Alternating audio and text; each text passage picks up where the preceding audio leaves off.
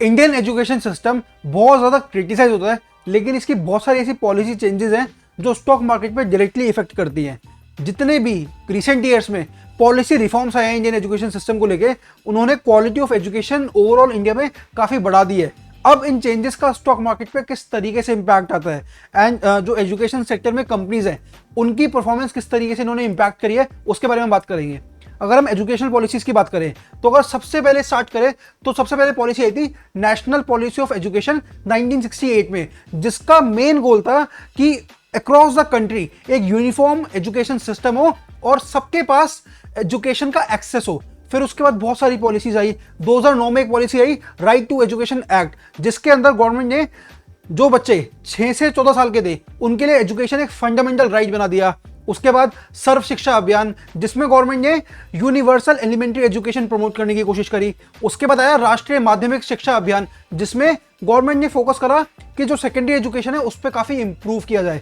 Now अगर हम बात करें इन पॉलिसीज का एजुकेशनल सेक्टर पे क्या इंपैक्ट आया है, अगर हम देखें पिछले कुछ सालों में स्कूल्स और स्टूडेंट्स दोनों ही बहुत ज़्यादा बढ़ गए हैं एंड इनफैक्ट जो क्वालिटी ऑफ एजुकेशन है वो भी काफ़ी ज़्यादा बढ़ गई है, क्योंकि टीचर ट्रेनिंग पे और करिकुलम डेवलपमेंट पे काफ़ी ज़्यादा फोकस करा गया है। बट स्टिल अभी भी कुछ चैलेंजेस हैं एजुकेशन सिस्टम में, जैसे क्वालिफाइड टीचर्स फिर भी कम है जितने चाहिए उसके मुकाबले, और इंफ्रास्ट्रक्चर उस हिसाब से अगर हम कंट्री लेवल पे देखें तो उस हिसाब से इंफ्रास्ट्रक्चर नहीं है।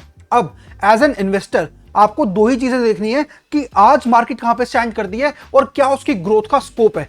आप बात समझो ना, जहां पे ग्रोथ हुई नहीं है लेकिन ग्रोथ की जरूरत है और बहुत सारी कंपनीज आ गई हैं, तो ऑब्वियसली वो उसके लिए कुछ ना कुछ करेंगे ताकि वो उन सेक्टर्स को ग्रो कर सके।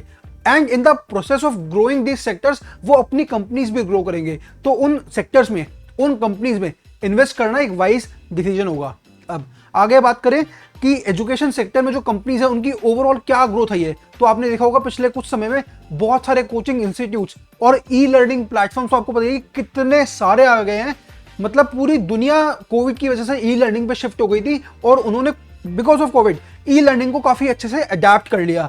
अब भले ही थोड़ा सा जैसे जैसे कोविड से रिलैक्सेशन मिल रही है वैसे वैसे लोग ऑफलाइन लर्निंग की तरफ जा रहे हैं, लेकिन ओवरऑल जो कंपनी ई लर्निंग में अच्छे से डील कर रही है वो ऑफलाइन में भी अच्छे से आ रही है। तो कंप्लीटली रेवोल्यूशनाइज हो चुका है एंड आपको ऑब्वियसली वो इम्पैक्ट देखना है। जरूरी नहीं है कि ई लर्निंग कोविड में बहुत ज्यादा सब्सटेंशियल थी तो आज भी वो होगी, नहीं।